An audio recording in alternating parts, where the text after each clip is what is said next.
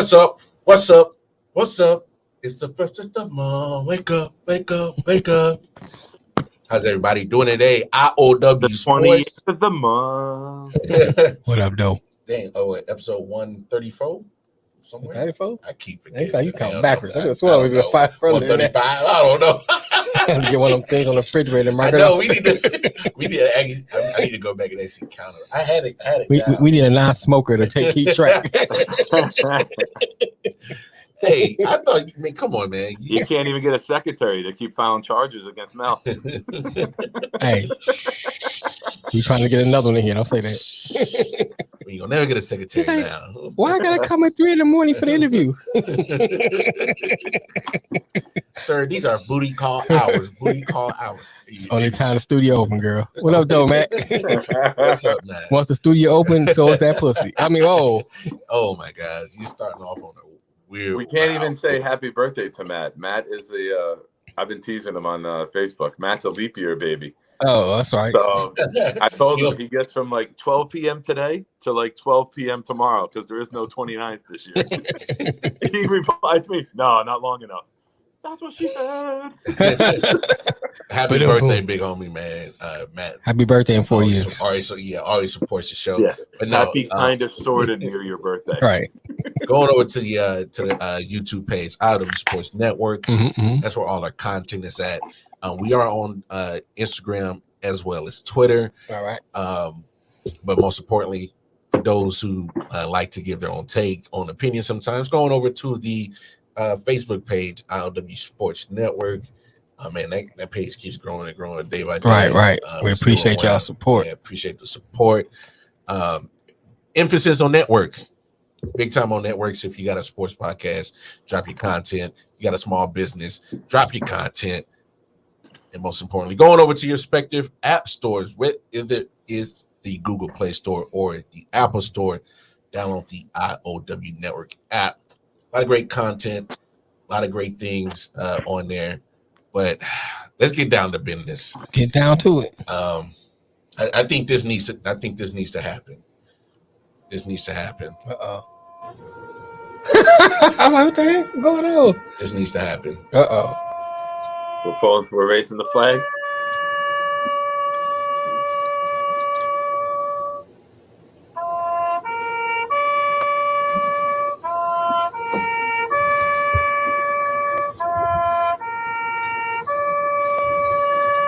All my Lakers fans, just take your stuff, put it away. Move on to, you can't even move on to baseball. Maybe it's time to move on to USFL. May need to be a Clipper fan. Just go ahead. Fans should root for Rob Manfred. At least something good can happen out of that guy. Right. Just take it off. Just take it off and go tuck it away somewhere. It's time. It's time. Like, we gotta be real. Thought that the Ukraine would put up more of a fight than the Lakers this year. I like to be topical, folks. Don't get mad. I like it topical too, girl. Man, I mean, how does this happen? I mean, did you see LeBron's tweet? I know you can't comment on Facebook. Did you see what I shared? And I added LeBron with it. Remember in August last year? You in jail? Remember August last year? LeBron was like, "Y'all making fun of our age, or you're making fun of the squad, you're making fun of our team, you're putting us down. Remember this. Keep that same energy when we're going at it this year." So I took LeBron's tweet and I added him on Twitter. And I was like, "Yo, you still got that same energy today, bro?" It always is. Yeah, I'm gonna have to go look at it. No, I saw it, but I can't comment. So I'm like, damn. Like, it's true though. You called everybody out, and for making fun of your team that you handpicked and you put together. You got to get the smoke now. Like, if you called out everybody who was right, by the way. Well, he's trying to dispel that. He said, "I'm not the GM." Blah blah blah. Of course, he's gonna say that now. when it's failing, when it ain't looking too high. He went to the Lakers. It ain't me, bro. He didn't pick one player, not two players, not three players, not four players. Fuck him. And then they had, I guess, Clutch Sports released some kind of statement too. Oh yeah, we have no no control over what management does in the Lakers and blah blah. Wow, it went that far, all Yeah, the it way out went like that that. far. Like it really went that far. But man, I stayed up deliberately to watch that game because I'm like, all right, it's the Pelicans. You poor thing. Because I'm like, it's the Pelicans. I'm like, come on, like, what are we doing? Like, if we can't take care of the Pelicans, then like this is absolutely an The Pelicans can't even take care of the Pelicans. For real. I mean, you're talking about CJ McCollum probably, barely has even had time to have a beignet or even a bowl of gumbo. He's barely been there. Right. Zion, of course, who knows if he's ever he's had plenty of gumbo. I actually heard Zion enrolled back in school at Duke, so at least he can get a degree and be somewhat useful. Well, he was like eating all the etouffee. What up, though, Chris? You know what I saw all the gumbo? Because we've been talking about both of them together. I saw the old video of when Greg Oden went back to Ohio State and he was walking on campus and the old lady stops him and she's like, LaCoy, what's up? Play basketball? And he goes, I used to. He walks away like all sad. Hey, I don't know, man. That's crazy. Hey, do me a favor. Put the LeBron picture back on top of us because that would be the last time that motherfucker's on top of anything. Oh, wow. Bang, bang. Shooting shots today, bro.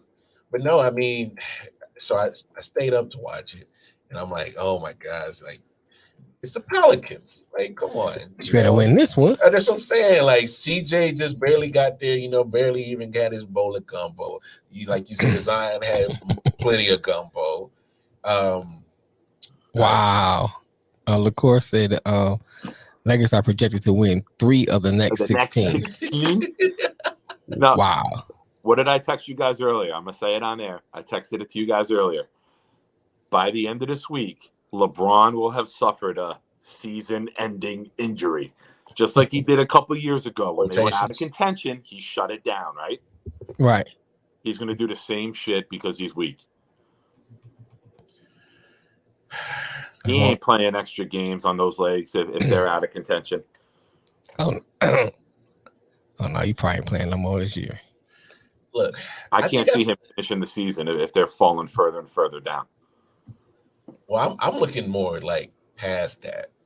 I've said this before, either on a late night show or somewhere.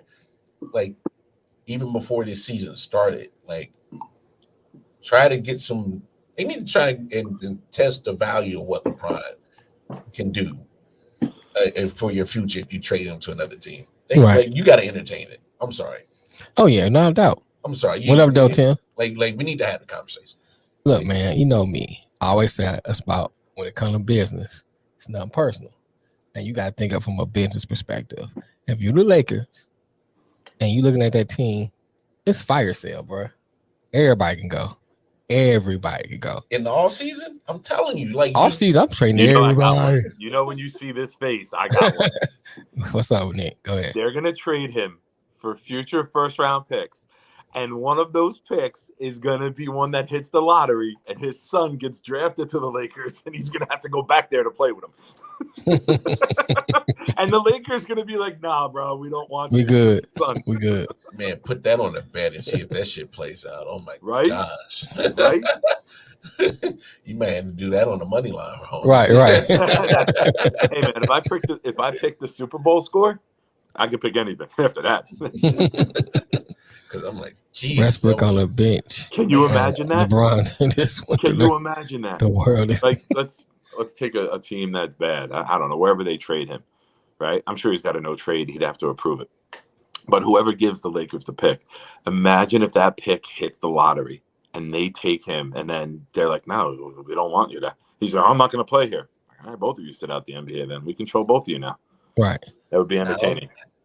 I don't think I would just want to see the guy who's handpicked everybody and sent so many people away. Matt said the Knicks. Poetic justice. Have it done back to him before the end of his career. You know what I mean? Right. I agree. Tim said, what's up, Tim? Westbrook is their sixth man. No. On the bench. No. Everybody needs to be. Everybody. Look. I did text Lamar the other night. We started the late night show and the Lakers were playing. We were on with Mikey Bones. Mhm. And when the game was over, like I looked at the box score. LeBron had 6 turnovers. Westbrook had 0, and like my fucking mind exploded. I'm like, "What? They bench his ass?" I'm Yeah, looking but I for his mean, DNP if he had 0 Right. turnovers.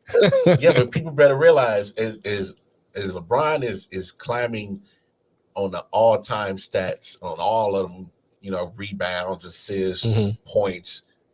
I mean, you can't ignore that he's on like top 5 in turnover list. We can't ignore that. When you play for almost 20 years and you were as ball dominant as he is, you're gonna accumulate that Pause. number. You Yeah, know, but Kobe I'm was a saying shooter. Kobe wasn't a passer. You can't turn the ball over if you're not passing, right? no, I think Kobe's on there though. He's top 10. But I don't think last time I saw Westbrook and LeBron were tracking for top 5. Wow. And they're both on the same team. So And Westbrook What's him saying? about 4 or 5 years in the league less than LeBron. It's pitiful, man. No one's taking Westbrook's contract, Tim. 40, 44, and 47, I think, are the next 2 or 3 years. Yeah. This year he's 40. So he's got 2 years left. No, he's taking Westbrook. Nick, he's 44 this year. He'll be 47 next year. Like, that's why you couldn't have moved him at the trade deadline. I don't care what all the talks were. Like buyout's the only option, right? I mean, Right. the Lakers are gonna have to pay a ton, but they're not going to be able to move this man and get return for him. Like, people are going to laugh at them. No one's going to want to take that contract.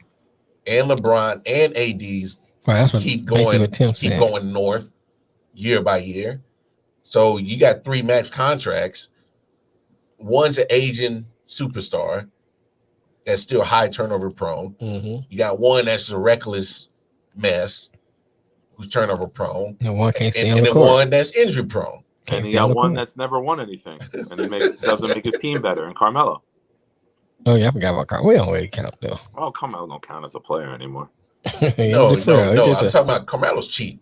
Carmelo's way cheaper than what the rest of these people are costing. I'm just talking about the old timers on the team. Mhm. Not old timers, but they've been around a long. Westbrook's not Right. old. Hell, Malik David, Monk, LeBron, Carmelo. We all Malik Monk is not getting paid that much. Like, so he's kind of using this as probably like a boost year, show that I can play good around LeBron and then give me a nice little contract. I mean, that's the only one that might actually do something, because THT. What was the name? I missed the name you said. Malik Monk. Oh yeah, Monk's the only piece worth keeping. Let them bench players. He's looking nice this year. If Stern was still commissioner, LeBron would have 8 rings by now. Oh, they would have changed the rule. They would have been like, "Oh, if you're worth $44 million, the 4s cancel each other out. It's only a $4 million contract. Now you can trade them." Oh, Matt wants to fuck LeBron. Matt wants to fuck LeBron. No, hope you get your wish for your birthday, bro. Fuck LeBron. Oh, easy. I mean, Westbrook and James LeBron had 14 turnovers between the two of them last night. And as a team, they had 23 turnovers, man. And your top 2 ball handlers got 14 of them? Yeah. Come on. Like, I'm all about it, man. I know you're upset at your squad. I'm all about it, man. I'm sitting here grinning like a 5-year-old on Christmas morning who just got a PS5 and a bike. No, I think I'm more upset is because it's like these guys supposed to know how to play basketball, and it doesn't look like basketball. This looks like a circus. They look like generals. We're not playing basketball. They're not doing none of the sorts. The season's over. Let them bench players. Bro, the defense is dead. I don't like the turnovers are ridiculous. And this is the tweet that I joked about earlier. I haven't heard that either. Back at LeBron. The funniest part about it is he hand-picked this group and thought that this group, which I remember in September when we got back together for the show for week 1, one of the first things we talked about was LeBron's team. And we said the same shit. This is a young man's league. You don't have a shooter. You don't have defenders. Carmelo's not D'ing anybody up. Davis, every time he jumps, you got to worry about a limb snapping. Right. LeBron ain't putting those 30-year-old legs out there anymore. He's older, man. He's going to be conservative with his energy. He's going to save it for offense. I mean, it's a laughing stock, and it should be, because it's not like you drafted Westbrook 13 years ago. You didn't draft Davis, and you haven't aged this team up throughout the years together as your core, and they finally aged, and they got 4 rings together. You're looking at a squad that was handpicked this year as is, and it's a fucking laughing stock. There's no effort, there's no energy, there's no desire, there's no passion, there's no sense of urgency.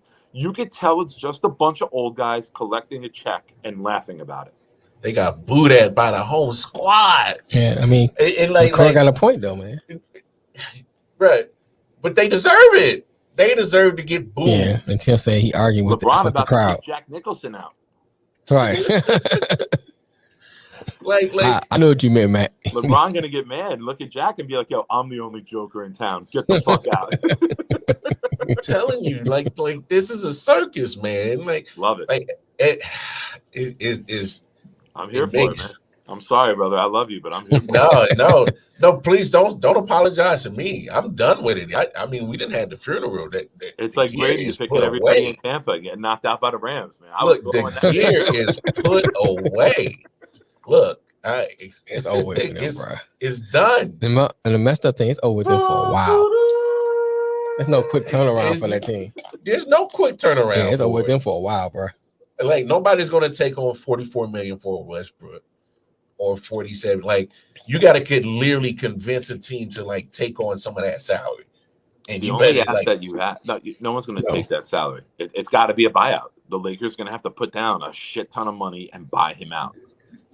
You're better off buying him out. You're better off without him than you are with him. Right. Like I'm not digging at it, but that's just fucking common sense. That's him and me. Don't get me wrong. Better off without him. That's true. I think a buyout is a last resort. McCoy got a good point. It's the only resort. Now, what but Chris, the top 475, 3 of them are past their prime. I mean, LeBron can still play, but LeBron needs shooters around him with his type of game. Carmelo is not a good enough asset, and Westbrook is not a good enough asset anymore. So LaMelo and Anthony being in that top 75 over Irving and Thompson is laughable. It's laughable. Carmelo's just a compiler. He just basically said a team with 4 top 75 all-time players should not be under 500. So either somebody lied about the top 75 or we seen that talent do not be. But they voted on what once was. They're not voting on what they are now. No, I think it's a mixture of both, because obviously I hate the fact that Westbrook is on that top 75. So I think some of that top 75 is dookie to begin with. Yeah. And then some players that should be on there, and there's some players that's on there that shouldn't be on there. Oh, without a doubt. Question. So I mean, you can answer. He says, what about Harden and Embiid? Right. Now, Tim, if you don't know, I'm a Nets fan. So I'm gonna preface it with this. Harden plays nice when he first shows up, and then the real James Harden stands up. It's gonna look good for a little bit. And then all of a sudden, Harden's not going to be getting his shots. He's going to roll his eyes when plays are called for Embiid. If he couldn't coexist with Durant, who's one of the best team players ever, he ain't going to be able to coexist in Philly. And it'll look good in the beginning, and he'll do the company line. He'll say all the right things in the media. And then it'll be like it starts at a peak. Normally, you build up in the NBA. You get better as you go. But with Harden, it starts at the peak and just consistently goes downhill until he quits on your team and then wants to be traded. Man, let's just be honest about James Harden, man. Go ahead. Just be honest. All right. Now go ahead. I was going to go with his comment, but LaCour said that Westbrook and AD are in, but not Tony Parker. And then Tim said that the Sixers are still going to the finals. I don't know about finals, Tim. I mean, here's my thing. Let's be honest about Harden. Disappears in the playoffs. When defense gets tough, Harden has always disappeared. James Harden has had some of the greatest rosters around him that I've ever seen of any superstar, and that's on par with LeBron. I'm talking about you first you get into the league with Westbrook and Harden. Mm-hmm. Then you go to Houston. Then they give Westbrook and KD, you mean? Westbrook and KD. Right. Yes. Westbrook, And Sabaka KD. too. They had Ibaka. That's Sabaka. And Ibaka. Yeah. They all had, young. Who's the So shooter off the bench? then you go to Houston. You played Superman ball for a couple of years. You cried for help. Dwight Howard. So then they give you Dwight Howard. Mm-hmm. Then they give you CP3. Then they give you Westbrook. again. Okay. So then you go to Brooklyn. Then you get KD. Right. Then you get Kyrie. Yeah, but I know they didn't play 16 games together. I know. Hold on. I know they didn't play too much together, but still, you weren't patient enough to wait till KD got back from injury. You weren't patient enough till Kyrie till the mandate go away and eventually he'll play all the schedule. Mm-hmm. Okay, so now you're going to go to Philly for the last 20 games of the season or 25, whatever. Okay. Here's the thing. Here's what I say. Give it a minute because it's all sweet and dandy. It's all sweet and dandy. He's been around all-stars on all-stars on all-stars on all-stars. Right. And he's got as many rings as the three of us combined. 0. Let's be real about it. Let's stop faking the funk about James Harden. He has the talent. He's got talent. Let's be real. But he's been around talent.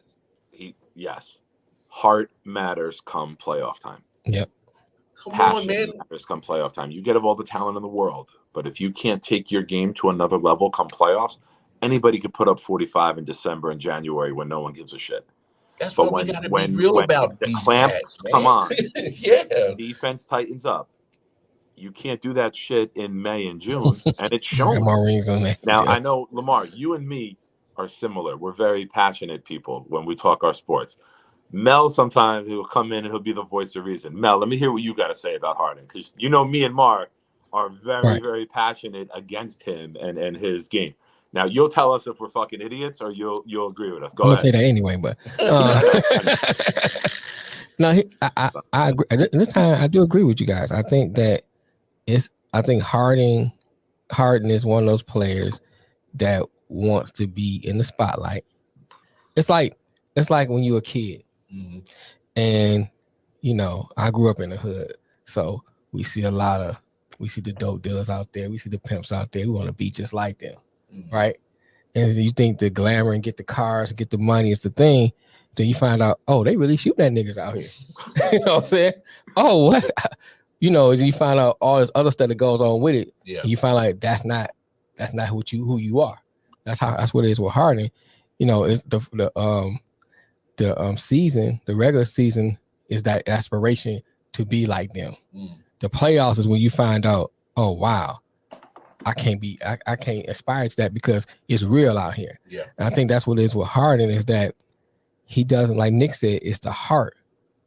Heart matters. Talent gets you a compiler, right? A compiler puts up stats but can't do it when it matters. What's that's up, man? James Harden in one sentence. Talent gets you in the door. Talent get you a contract. Talent get you the posters. Talent get you all that stuff. But heart gets you championships. Absolutely. Here's what Harden is.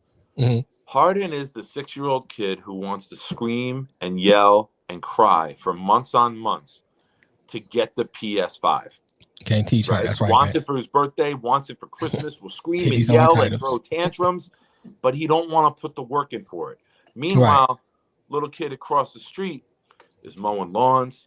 He's picking up leaves. He's doing whatever he can to pay for his own PS5. He's a hustler, baby. Mm-hmm. And then you're more accomplished and you're more rewarded when you do it.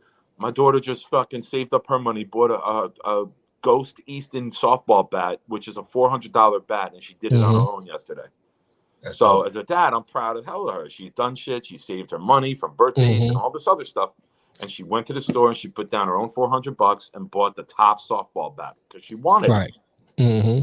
James Harden would be screaming and crying for his mom and dad to buy it for him. He can't even stay in shape. So Sophia is a better champion than James Harden. The way his body speaks volume. The fact you can't stay in shape shows your commitment. Period. That shows your commitment. Good scorer.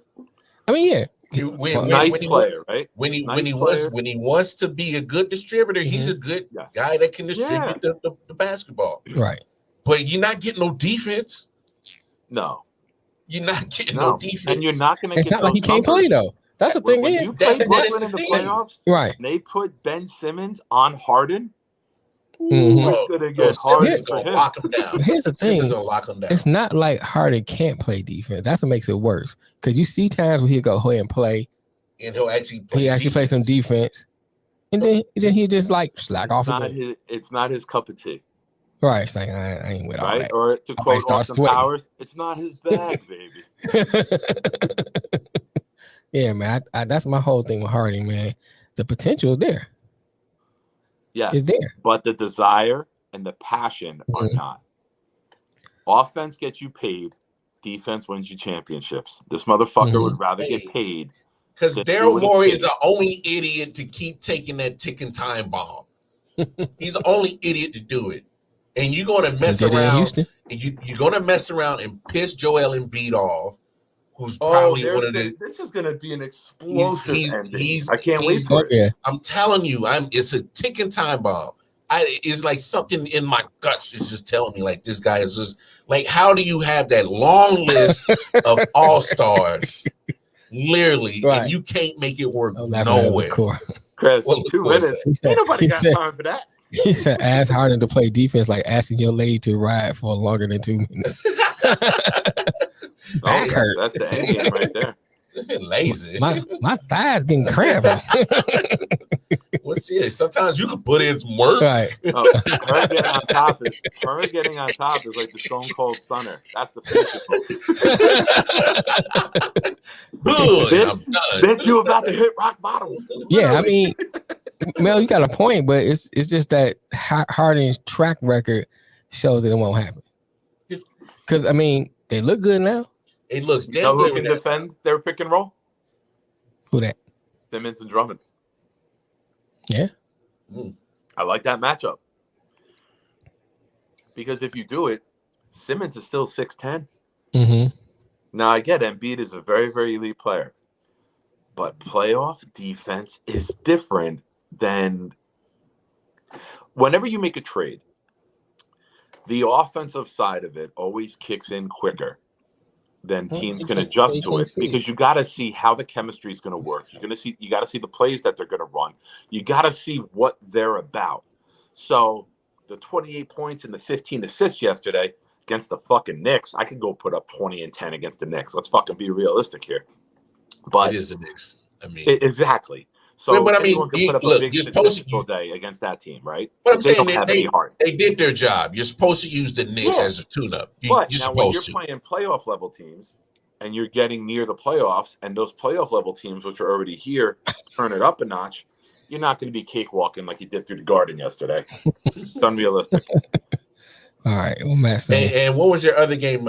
They beat Minnesota. And don't get me wrong, Minnesota is kind of teetering around that 8-9 in the West. No, you can't, Nick. But it's not like it's not like the Minnesota T-Wolves are that threatening of a team that they're so much better than what the 76ers has as a starting five. So you're still supposed to do what you're supposed to do. Where are they in the West right now?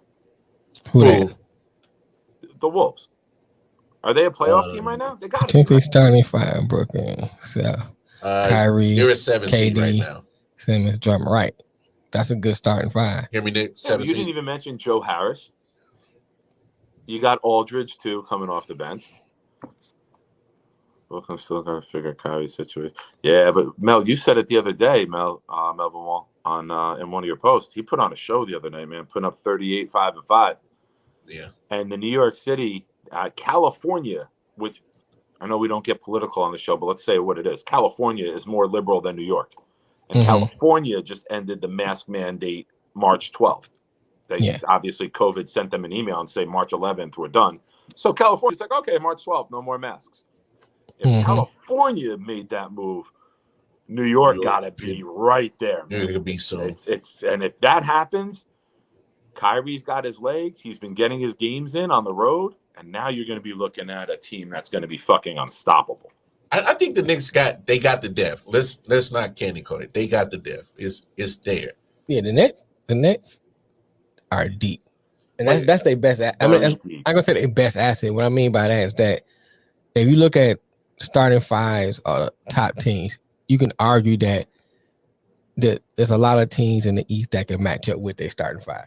The Nets' second five, if they're staying healthy, their second five can beat several. When you start going deep into their bench, that's where a lot of teams fall off. Yeah, and that's why that's their biggest strength. It is definitely the the Nets were strength. Cutting players that have been contributing nicely to make room for Drummond, Curry. Right. Yeah, but we still you gotta take into account that we're still waiting for a lot of things to happen first before the Nets can be there. We're still waiting for a full-time Kyrie.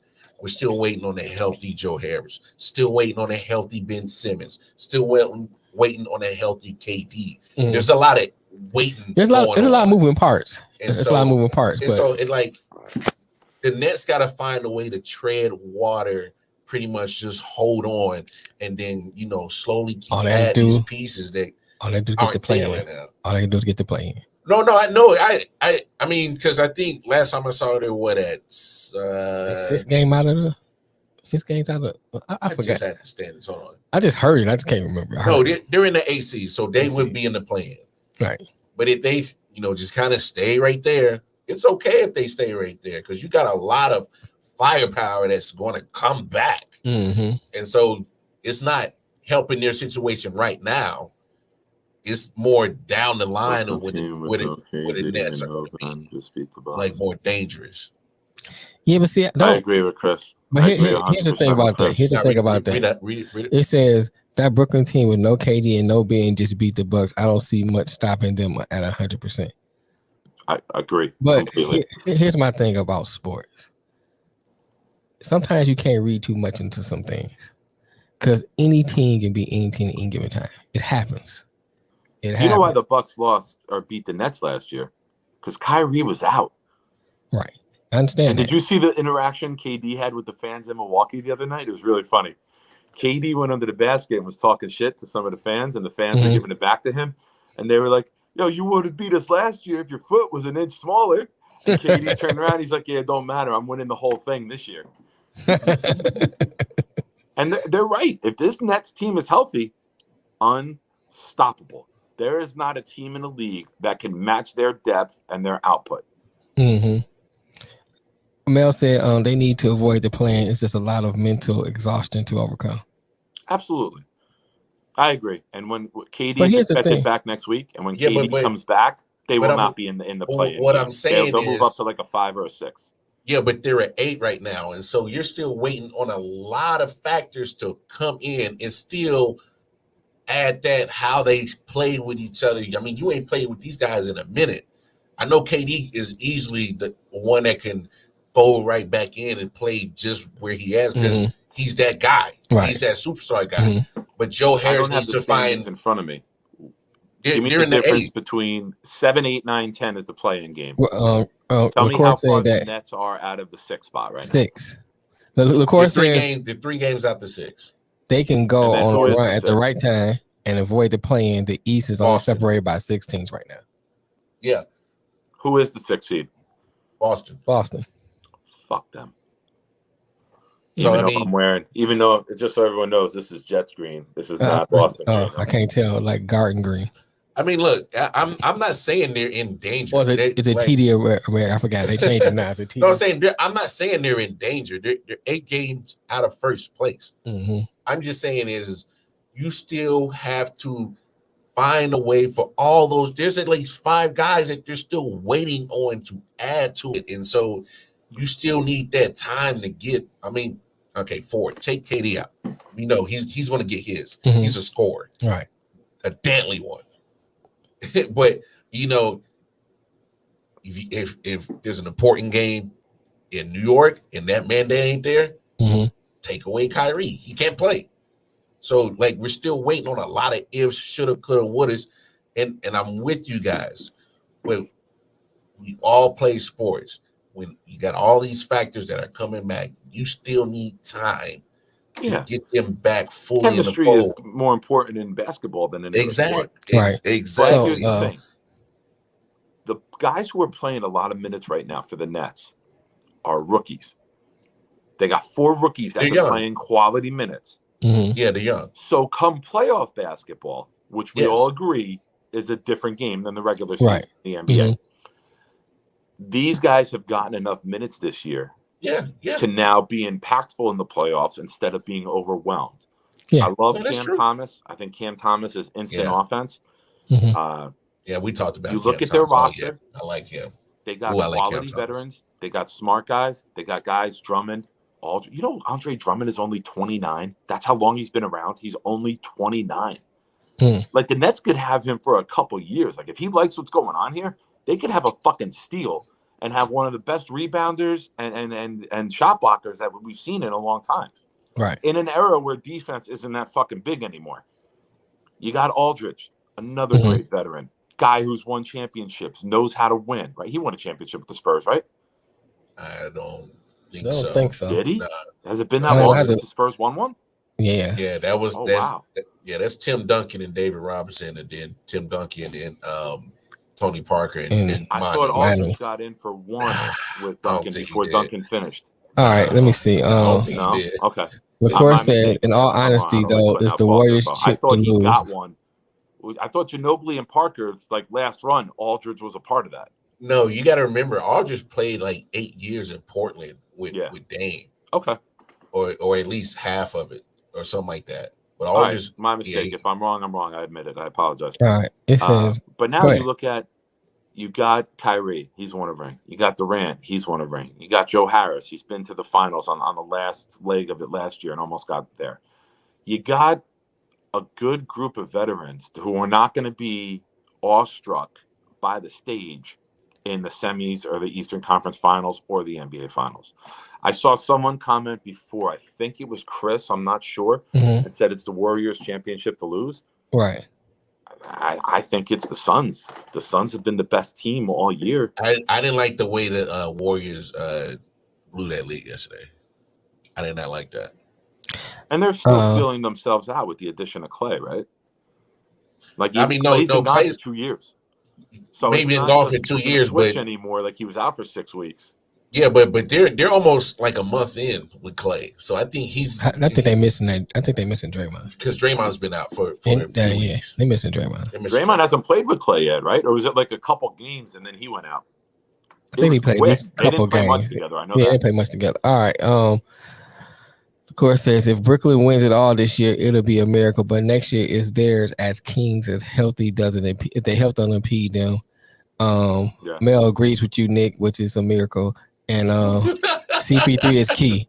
What? Let me see the comment. I need proof. I like. It just said. Oh, you want to see it? Here you go. That's the proof right there. Mel agrees with you. Mel and I are on a roll now. He got Nick in big bold letters. Mel and I are bosom buddies. And CP3 is key for the Suns. I can't say. I know everybody loves CP3, and I'm a fan of Chris Paul too. I just think too many people overvalue him because he's never won one. Right? Whoa. Let me ask you this. Hold on, wait. We're not going to. No, I'm being real though. Let me ask you this. Sports, okay. Especially basketball, when you're a superstar, we weigh your greatness and we solidify your greatness with what? What championships? I understand that. I'm not shitting on Paul. I just think some people overvalue him because he hasn't delivered in the playoffs. Right. Okay, but so let me ask you this. Do you shit on Dan Marino? Fuck yeah. He's a Dolphin. Fuck that fish. Outside of him being a Dolphin. Outside of him being a Dolphin, do you shit on Dan Marino? Do I shit on Dan Marino? No. But CP3 is always had that word. Yeah, but I'm saying CP3 is pretty much heading down the same path. Then greatness. Just like Barkley, Marino, he'll have the asterisks. He'll be great, but he never won the big one. I mean, look. I'm not shitting on him, but no. A player of that caliber, his career will be incomplete without the ring. We agree with that at least? But I get what you're saying, but not everybody gets championships. But here's I just think that's here's what I want to ask you. Here's what I want to ask you. Chris Paul is getting old. Oh yeah. What does that team look like without Chris Paul? I think Devin Booker's stats go through the fucking roof. Yeah, they'll be more ball dominant. But are they up there like they are now without Chris Paul? If they're not 49. Oh, Paul is out for a little bit now, isn't he? Yeah, but he was there as they built that lead already. Yeah. Let's see what I'm they talking do about. I'm talking about full season without Paul. But you got to remember, we just shit on Harden 15 minutes ago for being on the Rockets team with Paul, Westbrook, Howard, and Harden. Paul was a part of that. But hold on. But you talking about two? So you can argue both ways. But we're saying, but okay, you're not you comparing Marino. I can see that. But you comparing Harden. That's the eye doctor for tomorrow. Okay, go ahead. If you're talking about Harden, you still got to take in. I'm gonna read your comment in a minute, Mel, too. You got to take in consideration the type of player and mentality Harden has when you make that argument. You know, you can't say, if we're talking about Marino and comparing them to, say, we said Chris Paul. No, I'm just talking about what Nick was saying. I'm talking about like parallels. But I'm saying you can make those parallels because both players put their heart and soul into it. And they were great. Now, are great. Right. They're not dead. Because CP3 ain't done. Right. And Marino's still alive. So he said are great. Are great. So, but if you talk about making an argument with Harden, my thing is you still got to take consideration of what Harden is. What Harden is as a total player. Great talent. We never. I'm butchering that now. Great talent. So we can't deny that. Here's been my argument for people that kind of knock on CP3. Just about everywhere he's playing. Oh, please don't take me as knocking on him. No. I'm just kind of. I don't know to speak. Game. Please don't take it that way. No. We're not talking about you. I'm just saying my biggest argument to those who knock on CP3 and they kind of waver if he's like that guy. I'm like, no. Just about every place he goes, he elevates. Like the Clippers weren't winning shit before he arrived. Right. The Thunder weren't winning shit before he arrived. Harden got the furthest in the playoffs because he was being one and done or bounced after the second round. He got the farthest with CP3. Right. And then went to Oklahoma City in the bubble, had no business taking that team deep in the playoff run. Right. Goes to Phoenix and they go to the finals. They were like a team that didn't even make the playoffs in the bubble. They finished up 8 games. They were seeing the playoffs. I think bought tickets. Mel said, statement out there. I know we got a bunch of viewers in right now, so I want everybody's feedback on this statement. Okay. The Bucks winning it last year, is that the weakest team that we've seen win the NBA Finals in recent memory? I don't think they're that great. I don't think they're as bad as people like to proclaim it to be either. I just think Giannis was a mismatch and was able to manhandle a team like that. But now this year with the Nets, you can put Durant on him, but you could throw Ben on him too for a little bit. You know what's crazy? Damn it, I hate sometimes when I agree with Nick because no, really think about it. I mean, Giannis balled out in that finals. Yeah, balled out, total mismatch. Chris Middleton, who's supposed to be another big contributor. Drew Holiday, who's supposed to be another big contributor.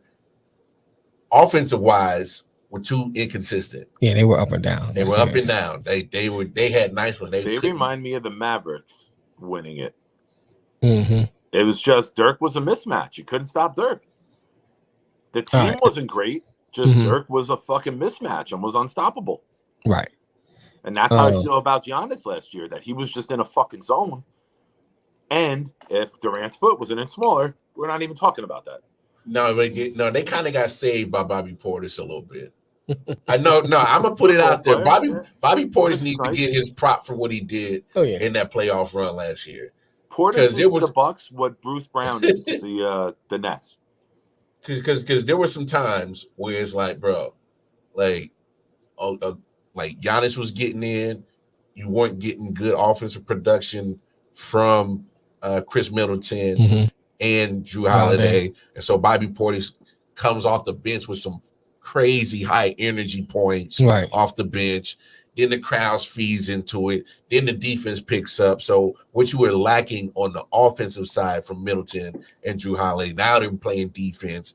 Now they're getting assists to Giannis or Bobby Portis or whoever, one of the Lopez brothers hits a couple threes every now and then, and the Bucks start lighting it up from three. Right. And so, like, I think that helped aided them.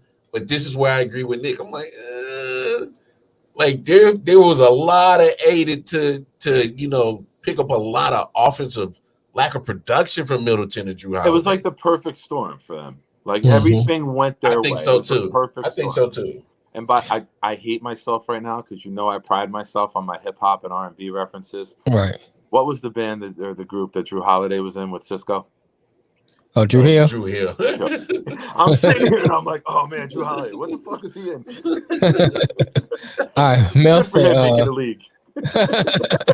Mel said the Nets are constructed like the Warriors team. Kyrie, Seth, KD, Simmons, Draymond, Steph and Harris, and Clay and Drummond and Looney. Then he says, I see Simmons more as the Iguodala type, the defender. He's not going to score much. If he scores for you, it's a fucking bonus, right? Right. Yeah, but Iguodala can actually shoot. Yeah. Ben Simmons. What up, though, Anthony? Mel says CP3 is a made man without the ring. I've seen enough. Matt says, he's definitely an all-time great. Matt says Lamar's 2020 Lakers were trash. Yeah, but that we all shit on the bubble. The only person to win a ring in the bubble was Rachel Nichols. We've said that before on the show. Nah, she ain't getting a ring, but she got that bubble pop. She like Johnny Cash. She woke up with a burning ring of fire.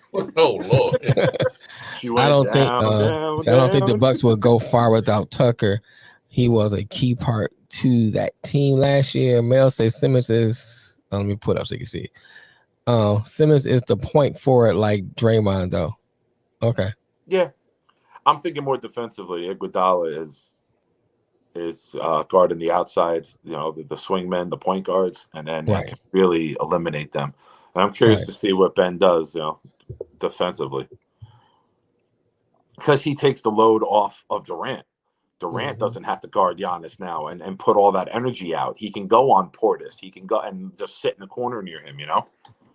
You can save some energy with Durant for offense. Oh, they definitely match up better. That's even if they play, right? That's if they play. If it gets down to the playoffs, I'm like, matchup wise, and Brooklyn has all their pieces. They're 100% healthy, and Bucks are still 100% healthy. Matchup wise, I'm like, no, Bucks not deep enough to beat them. Brooklyn got the advantage. That's fully healthy. We're talking about 15-0 or 16-0, easy. I wouldn't just like automatically. I know. I just threw that out to get a reaction. Sharpie they ass into the Eastern Conference Finals, but or to the finals. But it'd be hard pressed to see another team do it or matchup wise beat them. So I brought this up to Lamar. I'll bring this up to you, Nick. Someone had made the comparison to Ja Morant to Joe Burrow, and they said that Ja Morant to Joe Burrow of the NBA. Didn't we say this the other night? Did we say this the other night on the late night show? I was getting a lot of Cincinnati Bengal-ish vibe from the Memphis Grizzlies. I think I'm gonna admit though, my buddy took me out to the place next door, and people were buying a shot. So Friday night, I was a little. I had 5 beers and 4 shots of tequila, so I was a little on verge there. I came home and kept drinking. To give me a professional answer, I'd have to review the tape. but I can see that. I can see that. I think we can talk about it, to be honest. Ja, young, explosive, exciting, quiet confidence, is not really brash in the media. Right. Joe's a little more cocky and arrogant than Ja is. But both you confident. Have a player on your team that you believe in and believes that he can make you great.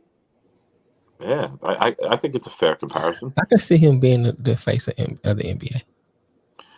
You got to get in a bigger market. The NBA loves their big markets. You know it. Allen Iverson went to the Nuggets, and we fucking forgot about him because he was in Denver. I'll say this, John. If I'm trying to project his career right now, it would be a Damian Lillard type career, where it's like he's in a small market, definitely an all-star, gets his respect around amongst the players but in the league. If Memphis win a championship, are you saying the same thing? If Memphis wins a championship this year, and they obviously had to take out the Warriors and the Suns, and or if they go to the finals, let's just say they go to the finals. Same shit. They had to get through the West. Yeah, so they go to. They had to get through Utah, Warriors, Suns. They had to, maybe not all of them, but they had to beat 2 or 3 of those teams to get there. Right. That's really fucking impressive. I mean, I would change my tune. I think small market MVP for what he did. I think winning blew DeRozan out the fucking water last night in a head-to-head matchup. But I think winning negates small market. Oh well, obviously, yes, I 100% agree with you. Yeah, look at Giannis. Milwaukee's a small market, but he got the ring and he got the credibility. If Ja wins in Memphis with this team this season, coming out of that conference, dude is going to be goated real quick by a lot of young fans. They're going to forget about LeBron, and it's going to be Ja's the best player we've ever seen. So let me pose this question too. Yeah, Justin Herbert, right, up and coming player. I can see him and Burrow being the face of the NFL. Yeah, maybe it's not bad. This year. There's a bad dude. Like 24, no. Stop. No. He's already faced though. He's already there. I know. Stop. He's already there, though, Lamar. No, stop. I know you're about to say Mahomes already there. There's a guy in Kansas City that wears 1.5, and he is only 26 years old. He is the face for the next 10 plus years. As long as he's not the voice, he will be the face. Herbert, Burrow will be like the other quarterbacks that will try to always make sure they knock him off the pedestal try to have their moment in the shine in the light. Just like how Brady was up there, and he had the rest of everybody else trying to knock him off the pedestal. It's done. It's written in stone. Burrow wins the Super Bowl. Call on me. Huh? Okay. Let me say it's coming. I'll call on you. Hold on a second. Yeah, Nikki in the back. Burrow wins a championship and go to one more Super Bowl. He matches Mahomes. Okay. So you don't think they'll put him up there with Mahomes? Oh. No, he might not overtake him, but they'll be neck and neck. Look, Burrow win a Super Bowl. First of all, if Burrow wins a Super Bowl, it doesn't matter. Mark my word. If Burrow wins a Super Bowl, Bengals have to be consistent with this. He would be neck and neck with Mahomes. But it has to be consistent. Hold on, I got a question in the back. Go ahead, Nick. It has to be consistent. You're talking about 2018, Mahomes' first year he starts. He goes to AFC Championship game. Okay. His second year, he's a starter. He wins a Super Bowl. Okay. His third year as a starter, he goes back to a Super Bowl. His fourth year as a starter, another AFC Championship game. Okay, Lamar. But let me say, hold on. I'm talking about what you said. I'm talking about consistency. I'm gonna take what you said. Technically, this is Burrow's first year. Oh, year and a half. His first complete year. First complete year. Okay. Yeah. First complete year. Super Bowl. Okay. Let me add this now. Go ahead. If you were going at it, I'm going to be the voice of reason. All right, go ahead. I'm not calling Patrick Mahomes the face of the league until you win multiple. Eli Manning won multiple. Roethlisberger won multiple. Rodgers hasn't won multiple. Brady's out of the league now. Brady was the face of the league as quarterback. No, hold on. I'm shitting on that right now because first of all, Eli ain't never been the face of shit. Roethlisberger ain't never been the face of shit. Really? You talked about just because they won multiple rings, they ain't been the face of nothing. Okay, let me ask you before you continue. What is your definition of the face of the league? Tom Brady is the face of the league. Not no more. Okay, he's gone. Saying, but what's your definition? Face of the league when cats literally use you as the marker of where achievement in NFL is. Correct. You are the face of the league. I'm going to say right now, is Aaron Rodgers the face of the league? No. Okay. He's got one ring. He played in the same era where Tom Brady is in. And as long as Tom Brady was still in the league, he was the face of the league. Okay. Why? Because he was Tom Brady, because he had the ultimate achievements, and every quarterback wants to try to get to his level of achievements. Pause. Right there. Pause. Here's why I'm not calling Patrick Mahomes the face of the league yet, or the measuring stick. 1 ring. You've been there 3 other times with the best team, and you haven't accomplished it. So the next guy, whether it's Burrow, Herbert, Josh Allen, Mahomes, that's what Matt said, Josh Stafford, whoever fucking gets to 2 first will be the face of the league until he's matched or surpassed. Based off of your argument, Lamar, off of Brady, and why he was the face of the league and the gold standard. I'm going to add this to it. Matter more. Let me add this to it, though. Matt Stafford won't be the face of the league because he gets another ring. He wins another ring next year and puts up 5,000 yards with another 40-something touchdowns. You're dead wrong. Let me add this part to it. Matthew Stafford will never be the face of the league. Here's the thing you have to consider, too. He puts up another season like he did this year. How can you not? But hold on. Here's another thing you got to consider about this. You got to take people who are not avid football fans. When you ask them about name a player in football before Brady retired, they would say Brady. Then they say Rodgers. I think you won't say as many people as say Patrick Mahomes that's not avid football players. I mean, football watchers. I'm not saying someone wouldn't. Man, you hard pressed to go anywhere and they don't know who Patrick Mahomes is. Yeah, I'm just think about it. Just think about it. Take your Kansas City hat off. No. This is not me being biased. No, hold on. I won't say expertise, but this is not me being biased. Okay. I'm telling you, if you go across the globe, 100 million people would always name you Patrick Mahomes before you name a Matthew Stafford or Joe Burrow. Now. I'm talking about Stafford. Now, because I'm saying they say Aaron Rodgers. Of course, they say Aaron Rodgers. But we talking about one Super Bowl. To me, it's more than that. Yeah. I'm sorry. Say that again. Nick. Mahomes has been on the big stage and he's been in the playoffs, and the casual fan doesn't fucking pay attention to their husband, boyfriend, or kids. Make them fucking sit down and watch the playoff runs. If Matt Stafford goes and duplicates this run next year, and he's 7-0 or 8-0. Yeah, but we talking about a whole bunch of shoulda, coulda, wouldas. Patrick Mahomes has been doing it for 4 straight years. Than he does W's. He's got 1 ring. That's not what I'm saying, Anthony. What may I say? The face of the league is constructed. The owners created based on is a construct. The owners create based on who they want, who brings in the most money, respect their brand. That's a whole nother way. I'm not looking. I understand. Well, that is. I understand that, Mel. No, I'm saying, but I'm saying. Factor this in too. What up, though, Ken? Stafford plays in LA. You win 2 fucking rings in the second biggest market in the country. I ain't trying to hear that, man. You saw they damn victory parade, man. I didn't see more Jamaicans packed in a car than who was at that damn victory parade, man. Kansas City. That city don't give a damn about that damn team forever. The Rams don't care about LA that hasn't had the But here's the thing about Los Angeles fans. Football fan. If you were in the LA market and you win back-to-back Super Bowls, you are going to be the fucking face of the league. You're talking about casual fans. There were no casual fans. First of all, there were no loyal fans at the Super Bowl. Those are rich, yuppie guys. I'm not talking about that are in the game. I'm talking about nationwide and marketing ability. I'm telling you nationwide. Will be the face of the league. I'm telling you nationwide. The Rams don't have that fan base to even be nationwide. But they still have Mahomes as you're saying Mahomes is the face of the league. That has nothing to do with Kansas City. That's the Rams are not built for a team that actually has that fan base across the nation. Like Chiefs had that fan base, Steelers had that fan base, Cowboys had that fan base. Yo, nobody was at that damn victory parade. They don't care about that team in LA. But you're talking about nationwide face of the game. Face of the game doesn't give a fuck about how many fans you got at the stadium. They don't give a shit.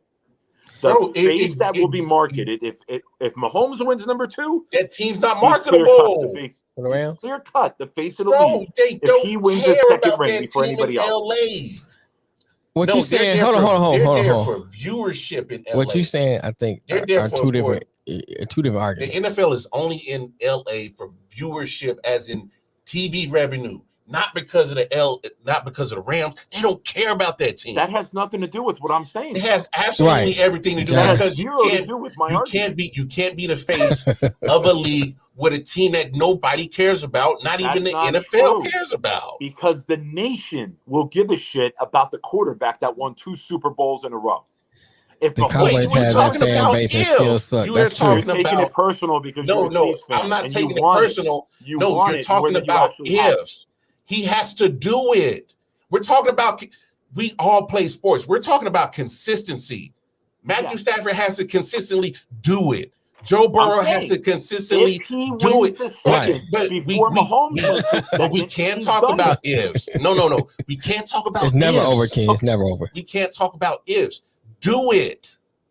And if he does it, I will concede, but you have to it. Mahomes hasn't won the second ring yet, and you're crowning him.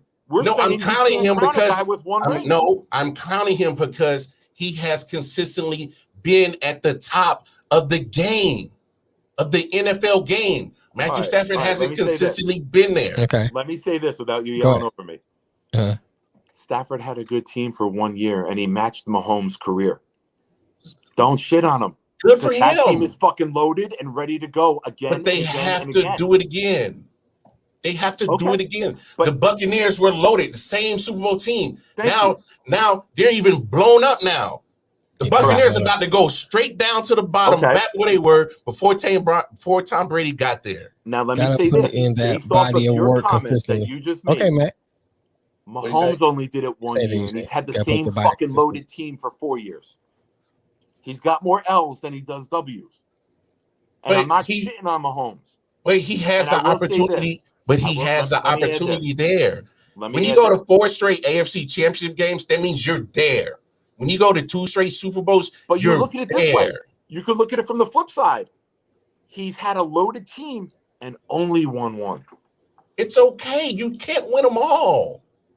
But you have to but you can't anoint him the face of the league. You have to consistently you have to consistently be in the place to do it. My argument was not to one appearance there doesn't make you the face of the league. And let me add this. Get there.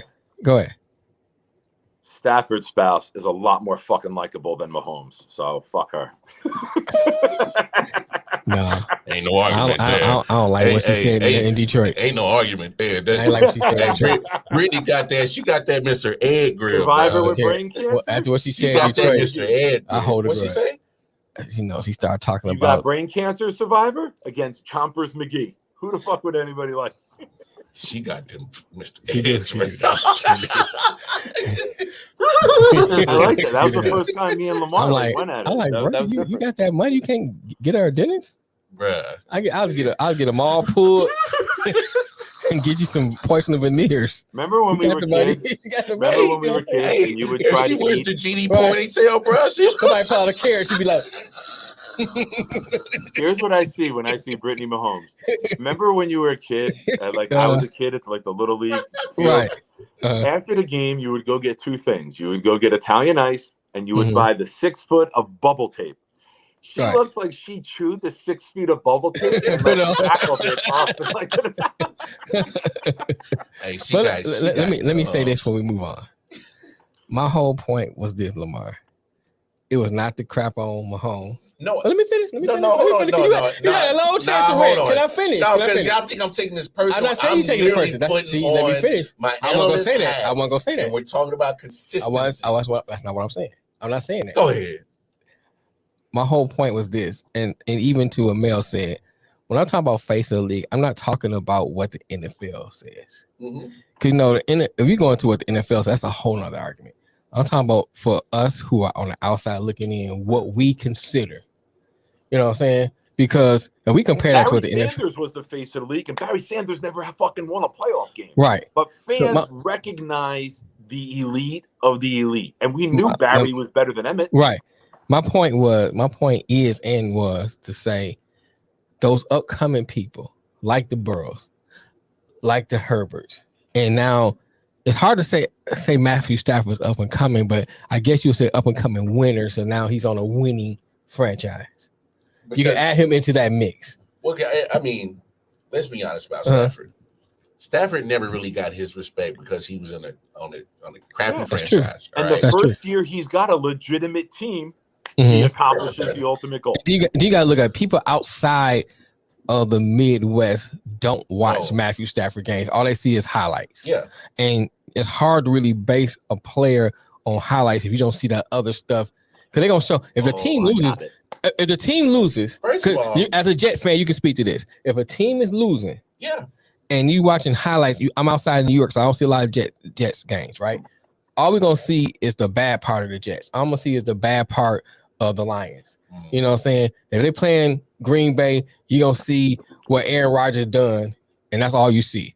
But you're not going to see that. Thank you. Stafford that's right where I'm going. You're leading me right where I'm going. You're not going to see that Stafford didn't have nothing, or a couple of times had one or two weapons, and he marched them down the field, and he did this. He made great plays, or, his line was crappy at 1v1 year. You're not going to see all that.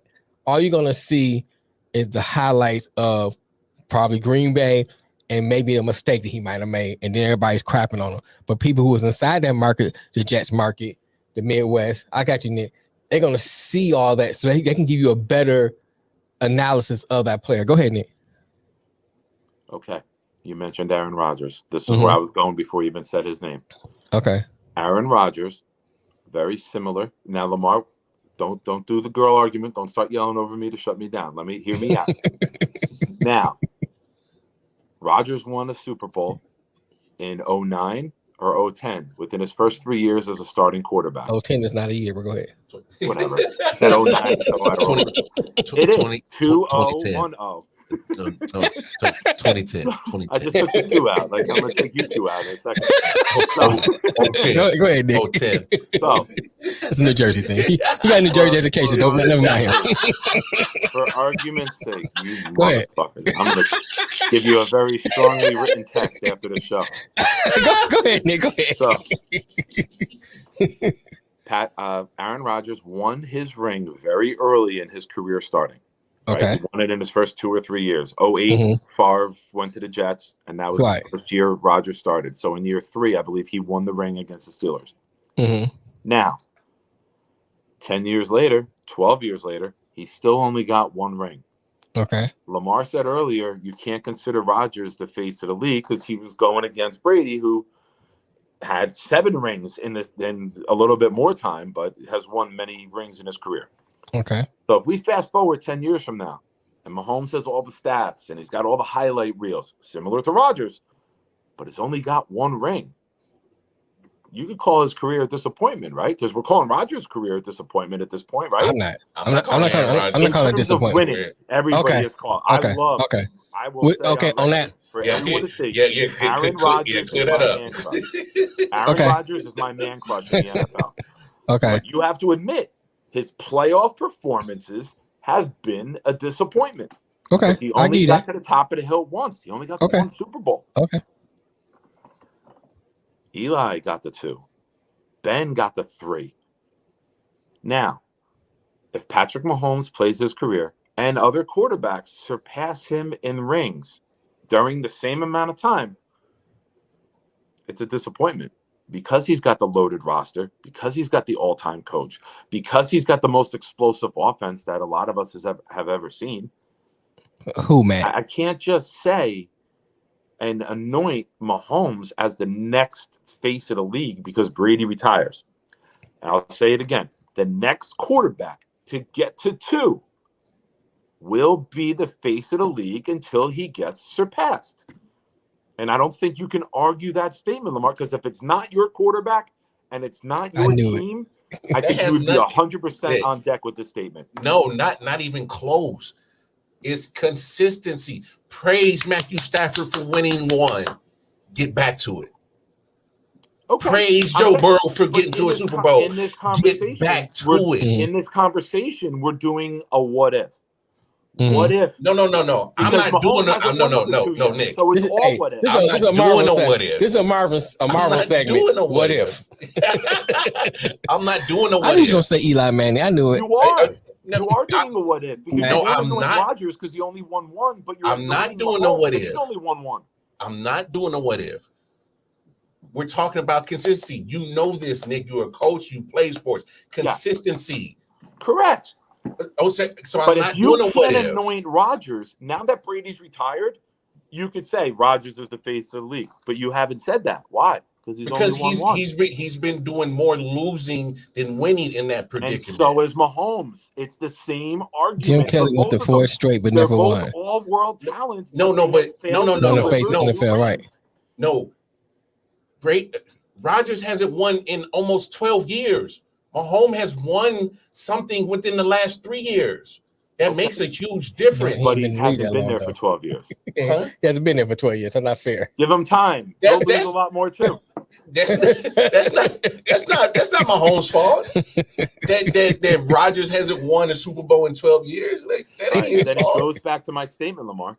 Until somebody wins 2, you cannot be anointed the face of the league. It's still up for grabs. If Herbert goes back to back, he's had a better. If the Chargers win the next 2, if Josh Allen wins the next 2, Herbert has to appear first. You got to get there first. I'll give my respect to Joe Burrow because he just got there. I give him his respect. He just got there. Russell Wilson gets traded to the Steelers and goes and wins 1. He gets to the top of the hill. He's got 2 before anybody else. Right? Yeah, that was 20. Shit. So he's been to 2 and won 1. That was he's been to 3. He's been to 3? They lost. The Seahawks went to 12. They went back to back. They beat the Broncos. And then they lost to the Patriots. That was it? That was it, right? What's the third one then? Ain't no third one. I thought there was 3. Oh, he beat the Broncos? That was it? Yeah. I thought he lost 2 and won 1. I'm sorry. Remember they blew him out in New York. They was in New Jersey. Yes. They was in New Jersey. Blew him out. Okay. I was at the strip club that day at noon. And I was sitting there, and I had torn my bicep a couple months earlier, and I got like a $25,000 workman's comp settlement.